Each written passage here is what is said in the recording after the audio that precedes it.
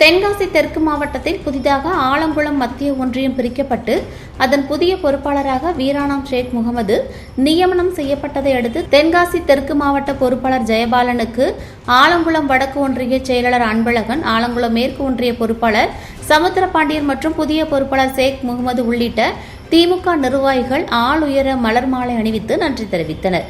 இந்த நிகழ்வில் கலந்து கொண்ட புதிய ஆலங்குளம் மத்திய ஒன்றிய திமுக பொறுப்பாளர் வீராணம் ஷேக் முகமதுக்கு திமுக நிர்வாகிகள் வாழ்த்து தெரிவித்தனர்.